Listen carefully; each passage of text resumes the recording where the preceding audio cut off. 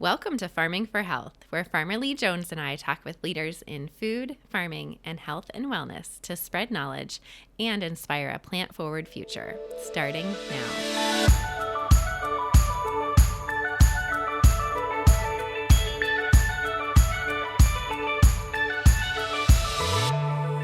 Welcome to the Farming for Health podcast. I'm Dr. Amy Sapola, and I'm so grateful to be joined by Sandor Katz today. He's a true legend, author of Fermentation Journeys, Wild Fermentation, and The Art of Fermentation, and who the New York Times calls one of the unlikely rock stars of the American food scene, and the BBC says his teachings and writings on fermentation have changed lives around the world. Welcome. Thank you so much. It's a pleasure to be with you. Yes, I'm, like I said, beyond grateful to be able to speak with you and to learn from you about fermentation. First, I just wanted to talk with you about how you became interested in fermentation and really what was your first experience with fermentation? Well, I mean, there were definitely several stages of the development, the emergence of my interest in fermentation. And, the first was like a childhood love of pickles. And I wasn't asking questions about how the pickles were made. I didn't know that they were made by fermentation, but the pickles I grew up eating in New York City, where I grew up as the grandchild of immigrants from Eastern Europe, were brined pickles, what in New York people call sour pickles, and out of New York they're generally called kosher dills. Mm-hmm. But for whatever reason, I was really drawn to the flavor of pickles, and I had a reputation in my family for loving pickles. I also loved sauerkraut. I also loved yogurt, but pickles were really the thing that I really loved. Then in my early 20s, I spent a couple of years following a macrobiotic diet, and macrobiotics places a strong emphasis on the digestive benefit of pickles and other kinds of live ferments. And I started noticing that these pickles that I'd been eating my entire life, whenever I would eat them, I could feel the salivary glands under my tongue squirting out saliva. And I really began to associate these foods in a very tangible way with getting my digestive juices flowing. And I started, seeking out other kinds of live fermented foods to eat as well. But the catalyst for me, investigating how to ferment myself was that 30 years ago, I moved from my hometown of New York City to rural Tennessee. And among the changes that came with that is I started keeping a garden. And I was such a naive city kid that I'd never really thought about, the idea that all of the cabbages are ready at about the same time. All of the radishes are ready at about the same time. So, when I started gardening, and the first year we had a lovely bed of cabbages, this little light bulb went off, and I was like, oh, I like sauerkraut, and I know that has something to do with preserving cabbages. I wonder how you make it. And I mean, I learned from the joy of cooking how to make sauerkraut. And it was deceptively simple. The kraut that I made was incredibly delicious, and it just made me want to play and experiment. And what happens if I add carrots or turnips? What happens if I play around with the seasoning or the salt proportions? What if I do this for less time, for more time? So I started playing around with fermenting vegetables, and then that just led me into making my own yogurt and country wines. And then I found the book of miso and decided to make my own miso. And, that was the beginning of like the rabbit hole that I went down. And, it was mostly like a private obsession that I, shared with my friends. But then, I kind of developed a reputation, and I got invited to teach a sauerkraut making workshop in 1998. Friends of mine at a place called the Sequatchie Valley Institute here in Tennessee were having a larger food skill sharing event. And, that first time that I was teaching about sauerkraut, I encountered something that had never sort of been an anxiety for me. But I remember at that first workshop, this young woman held up a jar of freshly shredded salted vegetables that we had packed into jars. and she had this worried look on her face, and she was like, how can I be sure I have good bacteria growing in here and not some dangerous bacteria that might make me sick or even kill somebody? And that was the first of many, many times that I've encountered people projecting their anxiety about bacteria onto the idea of fermentation. So anyway, this teaching event became an annual event for me, and I loved teaching about sauerkraut making. And the questions people asked sort of forced me to do some delving into the technical literature to understand why it's safe. And basically, fermented vegetables are as safe as food gets. There's virtually no case history of food poisoning or illness. Statistically speaking, vegetables after you ferment them become much safer than they are raw. And the fermentation really is a strategy for food safety above all else. But anyway, that's how I got into fermentation myself and into teaching about fermentation. And really it was teaching that led me into writing about fermentation. And it turns out that a lot of people are interested in fermentation, that fermentation is so integral to culinary traditions in every part of the world that everybody has personal connections to fermented foods and beverages. And so, it's really, exciting and gratifying to see, such expansive interest in the topic. Yeah. And I'm so glad that you brought up the safety standpoint, because I see and feel a lot of that from what I hear too, is like, oh, I would try it, but I don't want to hurt anybody, or, it's not safe. And I think we have a very, big fear of bacteria, right? Or microbes in general.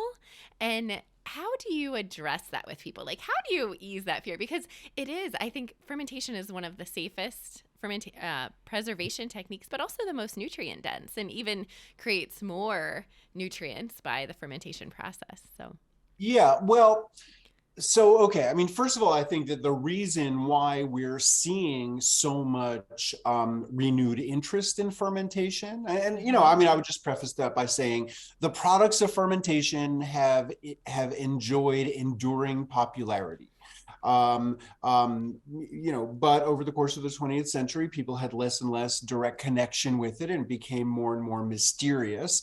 And the other thing that happened over the course of the 20th century is what I would describe as the war on bacteria. And after not even knowing of the existence of bacteria, we began to primarily associate bacteria with danger and disease and death. And so, in the time when I grew up in the, 1960s and 1970s, I mean, I never heard a good word about bacteria. Bacteria were just, something that you needed to avoid. I think that one of the reasons why we're seeing so much renewed interest in fermentation is that our understanding of bacteria has really shifted.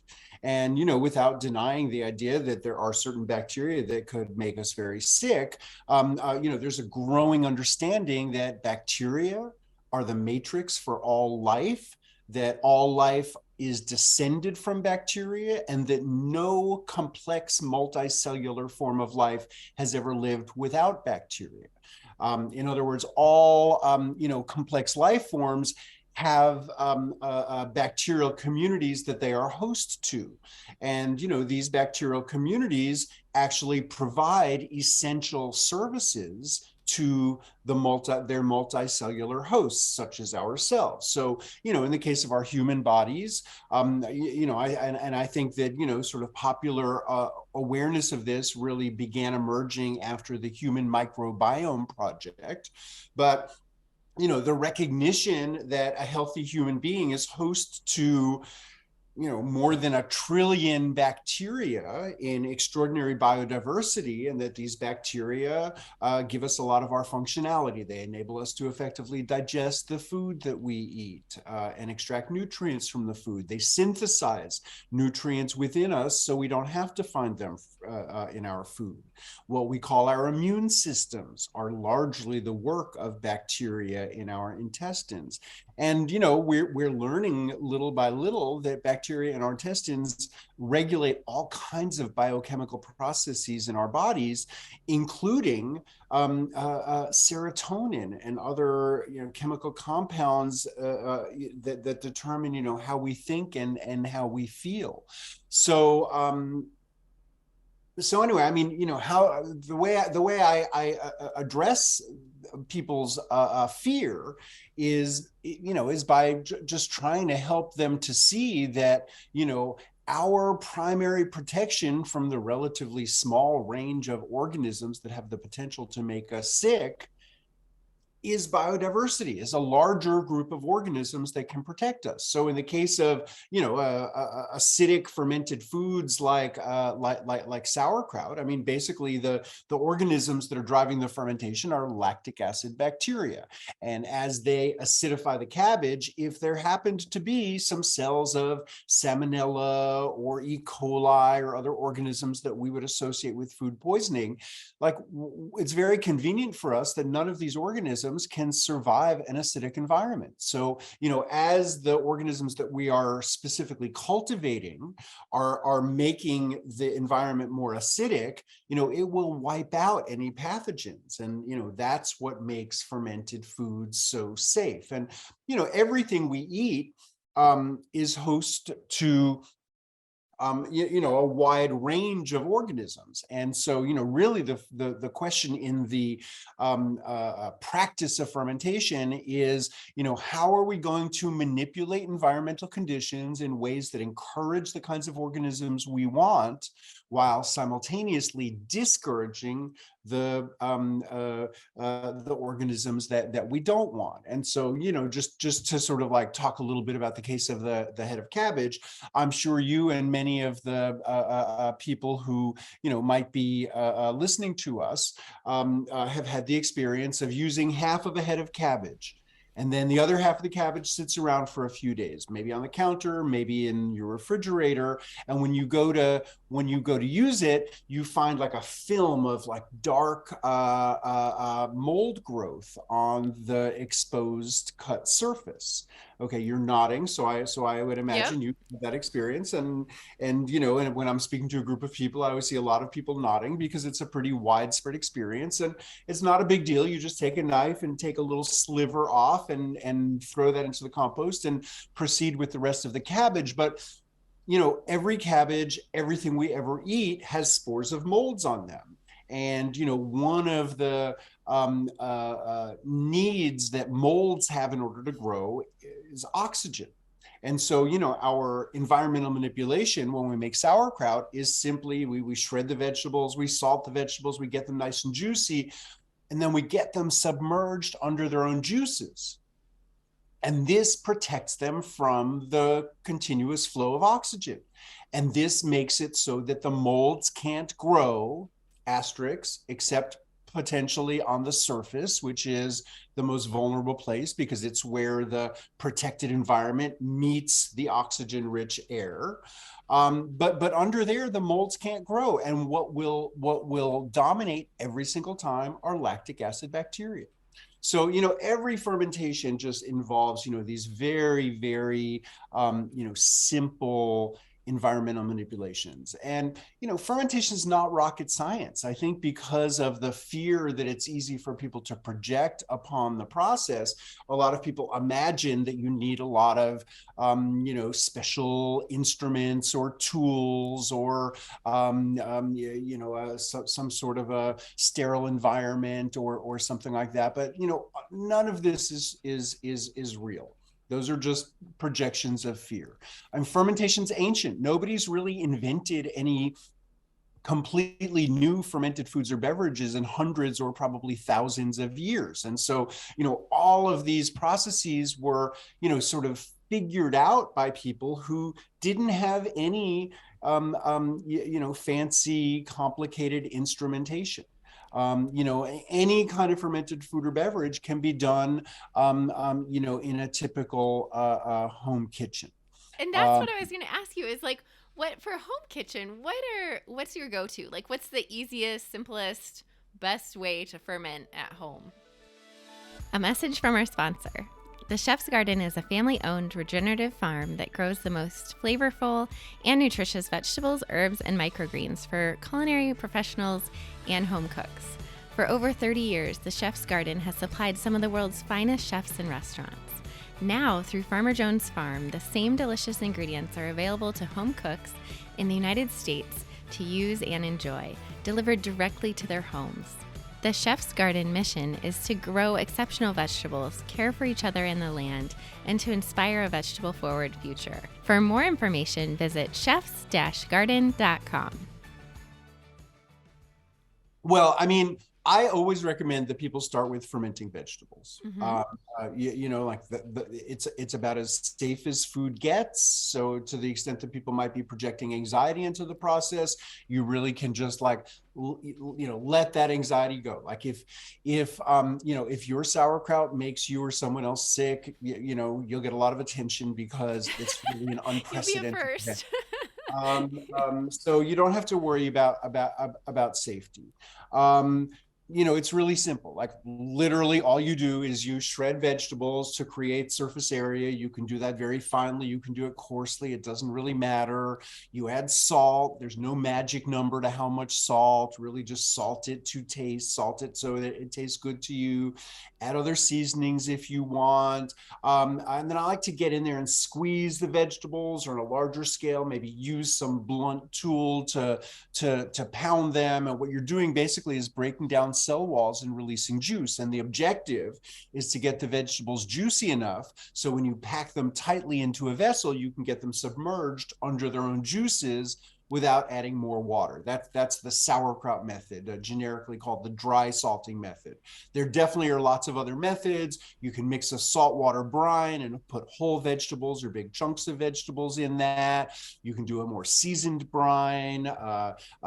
Typically, the Korean style of fermenting vegetables, kimchi, is a hybrid where you soak the vegetables in a salty brine solution, then drain that out, and then after 24 hours, drain that out, and then you mix up a spice paste and mix the vegetables with the spice paste. But fermented vegetables, just like incredibly good for us and wholesome, incredibly easy to make. You don't necessarily have to wait a long time. I mean, they can preserve for very long periods of time, especially if you have a cool environment to store them, like a cellar or something like that. But you don't necessarily have to wait for many weeks or months, and what I recommend that people do when they try it at home for the first time is give it 4 or 5 days and then just taste it, and then pack it back down, give it another 4 or 5 days, taste it again. If you taste it at regular intervals, what you'll observe is that the acidity accumulates over time, and we don't all have the same taste for lactic acid. So I think it's fun to see the progression, but if you taste it one day and you think like, wow, this is getting strong, I'm not sure I want this to keep getting more acidic. Well, I'll bet everybody who is with us has a fermentation slowing device in their kitchen. And that's really what a refrigerator amounts to. And you can just store it in the refrigerator, and really like a full jar of salty, acidic fermented vegetables will, last for years in the refrigerator. Yeah. And do you mostly use like mason jars? I at home I use like a mason jar with like the glass weights and like a airlock. I mean, I I have it here. This is a cabbage sauerkraut. Yeah. This is a daikon and Napa cabbage Oh, yum. sauerkraut. This is a kimchi. So yeah, no, I do use mason jars, but then I also use crocks. I mean, I have on my counter over there, I have like a 5-gallon crock full of kimchi. Um, In my cellar, I have a like 100-liter cylinder that's full of radish kraut. So you can use different. There's a lot of different kinds of vessels you can use. I think for most people, casually experimenting at home, jars are perfect. A quart-sized mason jar will take about 2 pounds of vegetables to fill. A pint-sized jar will take just about 1 pound of vegetables.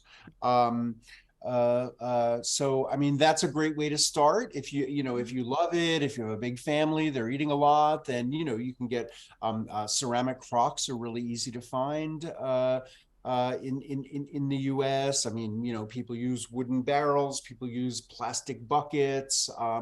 There's a lot of different potential vessels. What you mostly want to stay away from is metal, because salts can corrode metal and acids can corrode metal. And here we're using salt, in our pursuit of a fermentation that will produce acids. And, even though theoretically stainless steel won't corrode, household quality stainless steel, anywhere where it scratches, it can be subject to corrosion. So, my general recommendation is stay away from metallic vessels. There do exist metallic vessels of, very high grade stainless steel that some commercial producers do use for fermenting vegetables. But for home production, I would recommend staying away from metal. And I know you talk about fermentation as being like a transformational experience. Can you speak into that? Well, sure. I mean, first of all, at one level, the vegetables you're fermenting or whatever you're fermenting, and honestly, there's nothing we could possibly eat that cannot be fermented. I mean, grains are fermented, beans are fermented, meat and fish are fermented, fruits are fermented. I mean, there's really nothing we can eat that cannot be fermented in a variety of ways. So, I mean, on the one level, the vegetables are transformed, themselves, or whatever the food that you're fermenting is transforming. I mean, the fermentation is, bacteria consuming carbohydrates, and in this case, turning them into lactic acid and carbon dioxide. If you're making wine or cider or beer, it's yeast consuming sugars and turning them into alcohol and carbon dioxide. If you're fermenting, beans or meat or fish, it's often, breaking down proteins into amino acids. There's a lot of different, transformations that fermentation is capable of. But, I would say that being directly involved in fermentation can also be transformative for the person who is doing it. And, I am very passionate about the idea that, we desperately need for, people to become more connected to the food that they eat. And, making transformations like this happen in your kitchen, for your diet, for your family and friends' diets, can also transform you by just making you more connected to the food that you're eating. These transformative processes, they make people more observant. They make people more aware of, invisible life forces in our midst. And so I think that, in addition to the transformation that's wrought to the food that you are fermenting, it can have a transformative it can transform the people who are making it. Oh, I love that. And can you speak into your own health journey and how fermentation has supported your own wellness? Yeah, sure. So, I mean, my biggest health challenge in my life, I turned 60 years old last year. And when I was 29 years old, I tested HIV positive. And so this was in 1991, before there were effective treatments for HIV. And, a lot of the changes that happened in my life after that, part of which was thinking about diet and how diet could support a good health. Part of it was, leaving my career in municipal government in New York City and moving to rural Tennessee. But I was looking for strategies to, try to maintain good health, and Mhm. fermented foods have definitely been part of that. Now, I wish I could tell you that simply eating fermented foods had caused the HIV to stop progressing, and even to be flushed from my body or something like that. But that's not what happened. I mean, I actually had a period when I got very sick in 1999, 2000. And I ended up in 1999 getting on the new generation of HIV meds that had first come out in 1996, the protease inhibitors. And I mean, my health really steadily improved from the time that I started taking the protease inhibitors. But most of the people who I know who've been on the kinds of drugs that I'm on have had digestive problems related to them, and I've just never had digestive problems. And So I attribute my digestive health to regular consumption of fermented foods. And also, I mean, there's just a huge amount of documentation about how, live fermented foods, bacteria-rich foods, probiotic foods can stimulate improved immune functioning. Right. And so, it's hard to say, okay, so how much of my general well-being has to do with the meds that I take? How much of it has to do with the foods that I'm eating? But I don't think of it at this point as an either or. And I've done a number of presentations, for instance, at cancer survivor groups, and so it's not like I certainly would never. Although there are compounds in fermented vegetables that are regarded as anti-carcinogenic, called isothiocyanates.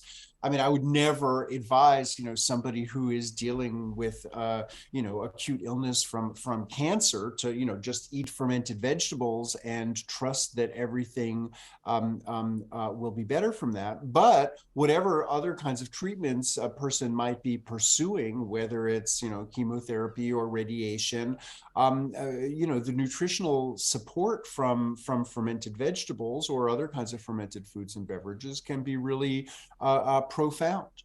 I mean, basically the way I think about it is,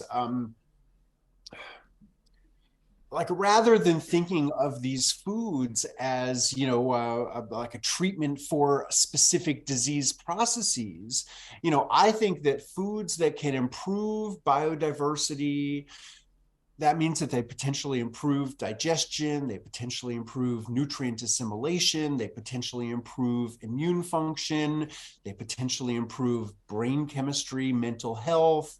I mean, we all can benefit from that. And so, whether you're dealing with an acute, like, life-threatening illness, or whether you've been living for decades with some kind of chronic health challenge, or whether you are the most strapping healthy specimen walking the earth, or whether you're experiencing changes due to aging like most of us.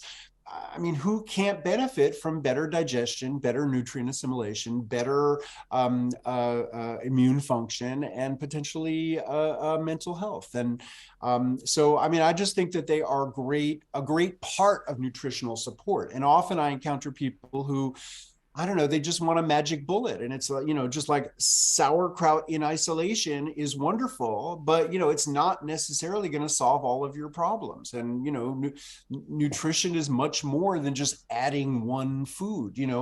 This is not a superfood that's going to solve all of your problems. I mean, it is a wonderful food. It is a powerful food, but you're eating it in the context of everything else you're eating, and everything you're eating is also in the context of the other factors in your life, sleep, exercise, contentment or discontentment.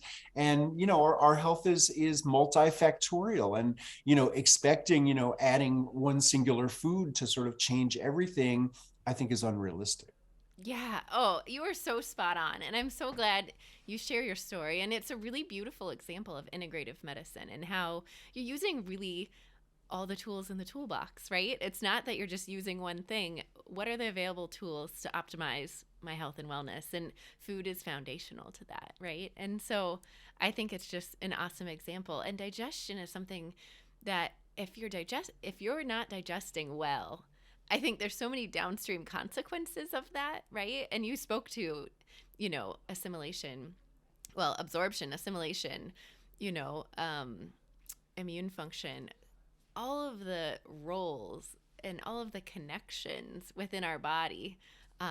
It's so interrelated. So thank you for sharing your story. I think that's really just a beautiful example of how food can serve as medicine in an integrative sense. Yeah. Well, and I mean, mostly I've been addressing like live fermented Mm-hmm. foods that haven't been cooked after their fermentation. And those are the ones that are, that are probiotic, that have that specific benefit. But there are really many other benefits to fermented foods, and, even ones that have been, cooked or canned, especially in terms of, nutrient bioavailability. So, we can think of fermentation as pre-digestion. So the live cultures are, to me, the most profound benefit of fermented foods. But, even fermented foods that have been cooked or heat processed after their fermentation can have benefits as well. So, one of the important nutritional advantages of fermented foods is pre-digestion. So the idea that the nutrients in the food are to some degree digested into simpler forms before you eat them. And I would say that the most vivid illustration of this would be soybeans. The reason why the vegetarian subcultures adopted soybeans as an almost singular replacement for meat and milk is that soybeans are considered to be the plant source food with the most concentrated protein.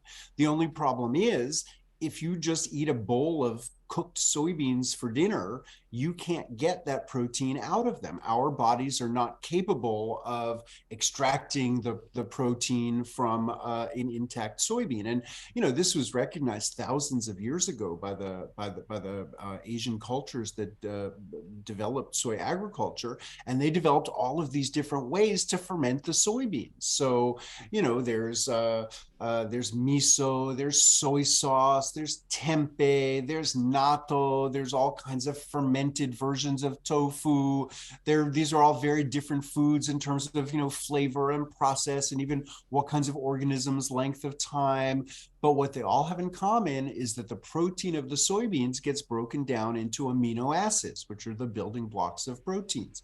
This is pre-digestion. Similarly, lactose that people have so much trouble, or that so many people have trouble digesting, gets broken down by fermentation. Even the gluten in wheat and other grains that so many people can't tolerate gets broken down not by yeast, but by lactic bacteria. And that's really the difference between, like a modern loaf of bread, a 20th century, 21st century loaf of bread made with just yeast, and, older styles of natural leavening, what today we might call sourdough, which involves a broader community of organisms that includes yeast, but also lactic bacteria. And the lactic bacteria break down gluten, so that, a well-fermented sourdough loaf has much, much less gluten than a loaf of bread made with a packet of yeast. Um, so uh, so uh, um, uh, Pre-digestion is really important. The minerals and grains are bound up in these chemical bonds that our bodies can't break down, but that a lactic acid fermentation can, these phytate bonds. So minerals in grains and beans become much more available as a result of fermentation. So, this is just a huge aspect of how fermentation enables people to make more effective use of food resources. Then there are all of these metabolic byproducts. I mentioned isothiocyanates in fermented vegetables, but there's a whole range of metabolic byproducts of fermented foods that have been found to have therapeutic value. Natto is a big one. Natto is a Japanese ferment of whole soybeans. And one of the compounds that's a byproduct of that fermentation has become known as natto kinase, and you can find natto kinase in capsules in any vitamin supplement store in North America. And natto kinase it's a blood thinner. It breaks down fibrin, which is the fibers that sometimes accumulate in people's blood vessels that can constrict circulation.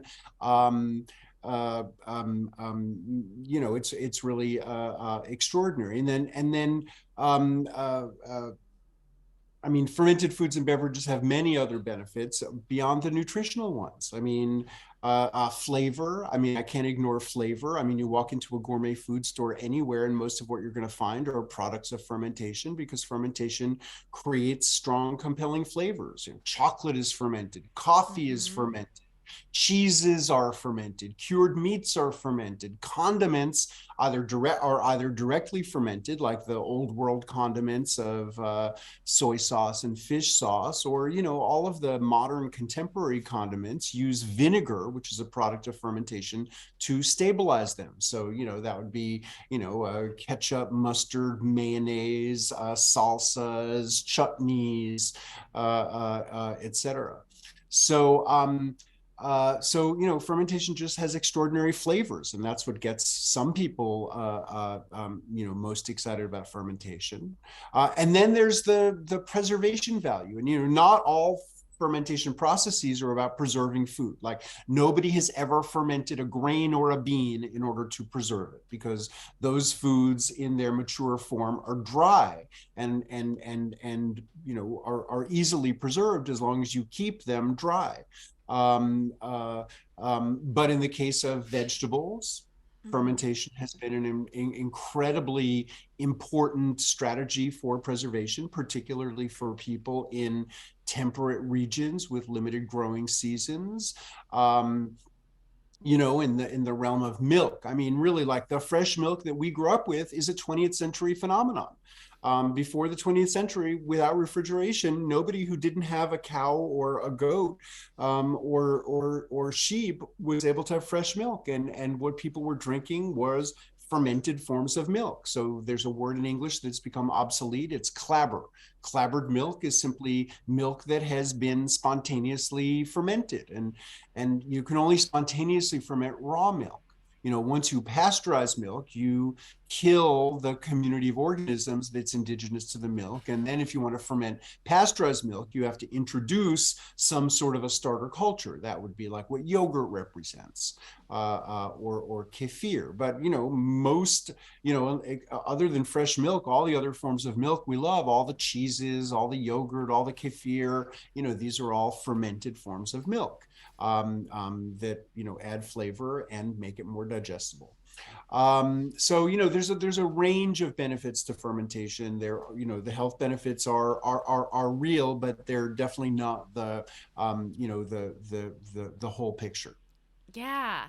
One of the things that comes to mind when you talk about, previously mentioned, like, everyone's looking for kind of like that magic bullet. I think of probiotics in that sense as well, because I typically say, like, food first. If you can eat your ferments, do that versus relying on a probiotic supplement. What are your thoughts on probiotics versus, like, fermented foods? Well, I would say that I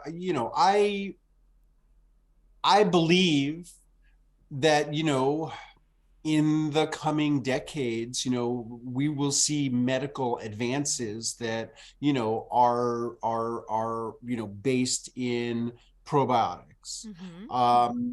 But I mean, at this point, the greatest benefit of probiotic therapy is really biodiversity in the gut.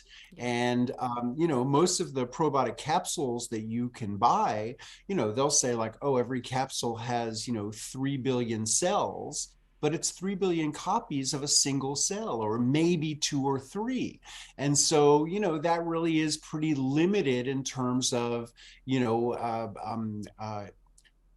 contributing to biodiversity in the gut. Whereas, any kind of, naturally fermented food is just intrinsically going to embody great biodiversity. Because it's not like a singular organism that's on what you're fermenting. There's a broad range of organisms, and as the environment acidifies, that narrows the range, but you still have great biodiversity in what you're eating. So, I think that the best strategy for probiotics is really to eat a variety of fermented foods. I mean, and sometimes people want to know, well, what's the most probiotic food? Is it sauerkraut? Is it yogurt? And, my answer to that is, the best strategy for probiotics is to eat a range of fermented foods and beverages, because they'll all have, different communities of organisms in them, and each one will contribute in different ways towards the, goal of increased biodiversity in the gut. Yeah, I love that answer. And that's what we say about vegetables too, is really it's about the diversity. It's not about the one singular vegetable that you should eat all day long. It's about eating a wide variety. When it comes to seasonality, how does that affect fermentation? And also, what are a few of your favorites as far as vegetables to ferment in each season? Well, I mean, seasonality drives fermentation Mm-hmm. practices for sure, because Um, well, I mean, what foods are abundant at different times of the year, but Right. also, what are the temperatures at different times of the year? So, you can ferment vegetables at any time of the year and in any climate, but the potentials are very different. Like if you live in a place where, the summer days get in the 90s, and then the nights are like sitting at 70 degrees, your food, unless you keep your house heavily air conditioned all the time, is going to be at a pretty high average temperature. And the metabolism of all these organisms goes faster when it's warmer, slower when it's cooler. So, I ferment in the summer, but I ferment for much shorter periods of time and then move things to the refrigerator. On the other hand, with with cabbage, with daikon radishes, these are things that are ready, in the fall as the temperatures are getting cooler. So, if I can access large amounts of them and process them and salt them and get them submerged, then I have a cellar that I don't heat, that just stays more or less the earth temperature. And so, that's why I can have, 100 liters or more sitting in the cellar, because it's going so slowly, that, I can enjoy it, all fall, all winter, all spring, and into the early summer when my root cellar starts to get warmer. And then if I have any left, then I've got to get them into the refrigerator. And, really all that would happen if they sat for too long in too warm of an environment, they wouldn't get toxic or dangerous to eat. They would get, they would get mushy, soft and mushy, and I just wouldn't like the texture as much. So it's not that there's a real danger, but the aesthetic qualities of the food have everything to do with how appealing it is, to me and anyone else, and whether we want to eat them. So I mean, in the cold weather, basically cabbages, daikons. I love to ferment beets, especially into a beverage called beet kvass. That's like an infusion of beets into water, and then that ferments and gets nice and sour, really delicious. But I mean, fermentation is always easier in cool weather than it is in hot weather. But remember I talked about pickles. I mean, the thing that got me interested in the first place was cucumbers, and cucumbers are ripe in the summer at the hottest time of the year. So, when I ferment cucumbers, I generally will, mix up a saltwater brine, add lots of garlic, fresh dill flowers if I have them, or other forms of dill, sometimes some chili peppers, pack the cucumbers in there, pour a saltwater brine solution over it. And then I'll usually just give it like maybe 5 days at ambient temperature. And then I'll bury it in the back of the fridge and give it a couple more weeks at refrigerator temperatures. But if I leave it for too long at room temperature, then it'll start, the cucumbers very quickly will start to get soft and mushy. And by the way, with cucumbers, I usually add grape leaves, a handful of grape leaves, because the tannins in the grape leaves slow down these enzymes that will make the vegetables get soft and mushy. So, cucumbers in hot weather are a favorite of mine. I love to ferment okra as well. But, you really can experiment. Like there's no, one way to, there's no vegetables you could not possibly ferment. I've had wonderful ferments out of butternut squash, for example. Wow, that's so interesting. I've never tried a fermented butternut squash. I mean, you can ferment any vegetables you want. It's not to say that you're Yeah. going to like every vegetable equally when it's fermented. It changes the flavors, it changes the textures. I would say, dark green vegetables like, kale or collards, those ferment with a much stronger flavor that, for me, if I ferment them alone, it's a little bit too much. If I make them a minor element that's an accent to cabbage, they work great. I've met people who tell me their favorite thing they ever ferment is kale. There's no accounting for taste. I mean, don't be afraid to experiment, but don't experiment in a 100-liter vessel. Experiment in a pint jar, and see how it turns out. I mean, I've had every kind of seasoning you could imagine. I mean, so many beautiful curry krauts with turmeric and cumin and other curry flavors. Once a young woman at one of my workshops had vanilla kraut, and she had minced a vanilla bean in with the cabbage. You can incorporate fruit. A lot of the Russian sauerkraut has crab apples or cranberries in it. There's a wonderful variation of Korean kimchi that I wrote about in my first book, Wild Fermentation, that's called fruit kimchi. You can incorporate cooked things. I met a woman whose family was from a town in Poland where everybody bulks up their sauerkraut with mashed potatoes. Interesting. Certainly in the realm of kimchi, frequently there's a fish element added to it. I've played around, and it's possible to incorporate a meat element as well. So don't be afraid to experiment. My books have lots of ideas. This is The Art of Fermentation. This is my latest book that's called Fermentation Journeys. That's about ferments that I've learned about in my travels. And fermentation is just an essential part of how people everywhere make effective use of whatever kinds of food resources they have. So what people ferment varies a lot around the world, because the plants that grow easily vary a lot around the world, and it's sort of what comprises people's diets varies a lot around the world. And generally fermentation, people aren't fermenting precious things that they have very little of. People are generally fermenting things that are in their environment in great abundance at some point in the year. I'm so glad you brought up fermentation journeys. That was one area I wanted to talk about. What inspired you to write that book? A message from our sponsor. Farming for Health is brought to you by Farmer Jones Farm at the Chef's Garden. Farmer Jones Farm provides nutritious, regeneratively grown vegetables to home cooks nationwide. If you are searching for vegetables grown in a way that's healthy for you and good for the planet, try a curated box from Farmer Jones Farm. Get 15% off your order with code FarmingForHealth15. Well,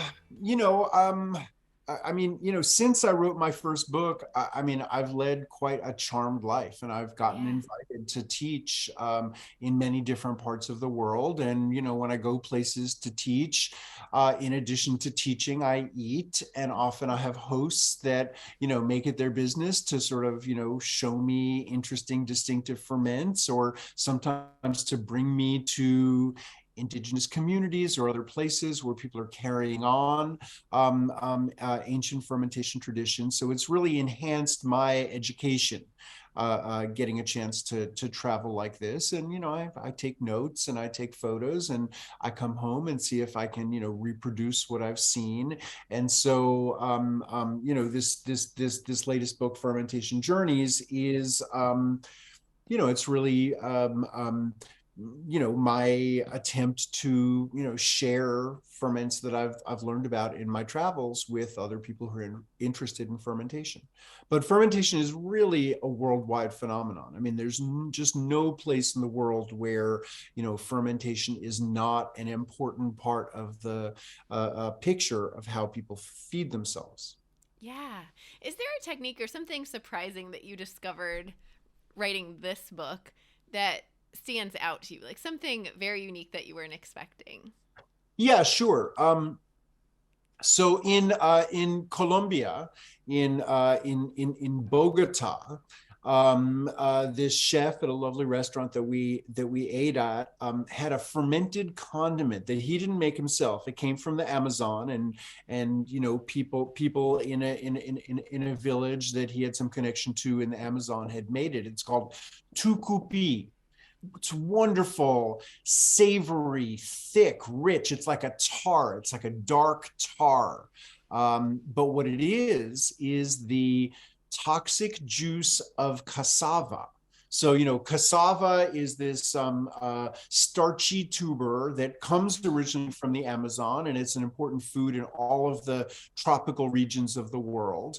And in certain soils, it grows with extraordinarily high levels of cyanide that could kill people. And, in the Amazon and parts of the Caribbean and West Africa, cassava generally has this high level of cyanide. And so, one way to get rid of the cyanide is to ferment it. Another strategy people use is to grate it and wring it out, squeeze as much of the juice as possible out, because the cyanide compounds are concentrated in the juice. But then they ferment the juice. It breaks down the cyanide compounds into benign forms. And then after the fermentation, they cook it down, add other things, sometimes botanical ingredients, in some cases ants, and then they cook it down until it becomes like this tar that's like, it's sour, it's savory, it's salty. I mean, my Esteban, my host in Colombia, described it to me before we ate it as Amazon miso. And it really is, it has a lot of like flavor characteristics in common with miso, but it's very much its own thing. And so, I just think it's, what was surprising to me, since that was the question, was, just that you could take something that was like the toxic byproduct and make something so delicious out of it. Oh, that's fascinating. Okay, I have to ask, best ferment you've ever had and worst ferment you've ever had? Well, that's a really hard question for me. Best ferment. I'm very devoted to fermented vegetables. I eat fermented vegetables every day, but do I love them more than cheese? I love cheese, and I love cheese more than beer. I really love beer. So I don't know. Part of the appeal of fermentation to me is that it's so varied. So it's just impossible for me to pick a favorite. Now, worst one, I definitely have had ferments that challenged me, Mm-hmm. because a lot of ferments work with like this edginess, like cheese. I think everyone can relate to it. Every Western person can relate to this in the realm of cheese. Like you walk into a cheese store, and if you're a person who likes cheese, like some of the cheeses might be very appealing to you, but some of the cheeses just, I don't know, like they're too edgy. They maybe remind you too much of like decomposition. They smell like death. I don't know. But I think that, in the realm of cheese, we're working very much with this edge. And like the cheeses that I go crazy for today, if a 9-year-old me would have just made a horrible face and been disgusted by them, because they're really like working with this edge. And I've tried a lot of ferments at that edge where maybe my first taste of them, it was too much. But then as I watch other people take such great pleasure in them, I challenge myself to try it again. I would say that like Japanese natto, the first time I tried it, I didn't like it at all, and now I love it. I crave it. I eat it as often as I can. So, whenever I encounter an unfamiliar food that my first reaction to it is aversion, if I watch other people taking pleasure in it, I like to give it another chance and see if I can, tap into that, the pleasure of them, as I have with cheeses and with natto. Oh, what a great I think idea. that I there's think just that's such so an smart. important, there's just such a sort of culturally driven, subjective aspect to Mm-hmm. what we find to be appealing, that I just try not to just reject foods out of hand because of the smell or my first taste of them. And I really try to just find where the pleasure is in the food. And that's a lot easier for me if I watch people who love it taking pleasure in it. That's so cool. I love that answer. So, our podcast is called Farming for Health. What does farming for health mean to you? Well, my whole fermentation practice grew out of the garden. And I Mm-hmm. just feel like, in my own life and so many other people who I've met, the process of growing food, of interacting with the plants, of developing soil, developing a relationship with the soil, is just so powerful and profound. And I think that, I think the world would be a much different and better place if if everybody had some connection to growing food themselves, or at least like a personal connection to someone who was doing that. So at one level, it's that. On the other hand, if someone doesn't have anywhere where they can grow things, fermentation makes it very possible to turn your kitchen into a farm, and you are cultivating bacteria on food to produce delicious and health supportive things. So those are the things that come to mind for me. Yes, I love that. So, where can our listeners go to find you online and to find your books? I have a website, and that is wildfermentation.com. And you can find information about my books on there. You can find information about the workshops that I do on there. I do a little bit of teaching here in Tennessee where I live, but also do a lot of traveling. In the coming months, I'll be teaching in Pennsylvania, Arkansas, West Virginia, um, uh, Brazil. Oh, So, wow. but you can find information about my upcoming workshops on my website, and also just all kinds of fermentation related resources that I've encountered on the World Wide Web. So my website's the best place to find out more about me. You can find my books wherever you like to buy books. Wild Fermentation. This is my first book that came out 20 years ago now. And, I would say that it remains the most accessible introduction to fermentation for people who want that. The Art of Fermentation is my most thorough book. It's about 500 pages long. I have heard people say, like, too much information. I just want to learn how to make sauerkraut. But if you're interested in taking a dive into the microbiology and the history and the cultural context of fermentation, I think that this is a great book. And then we've already talked about Fermentation Journeys, which is more about foods and beverages that I've encountered in recent years in my travels. Oh, I love it. Thank you so much for sharing your passion and expertise with us. It's been a pleasure having you on. Well, wonderful. Thank you so much for having me. Have a great day. Thank you for listening to Farming for Health. We hope that you enjoyed this episode. Connect with Farmer Lee Jones and I on Instagram and Facebook.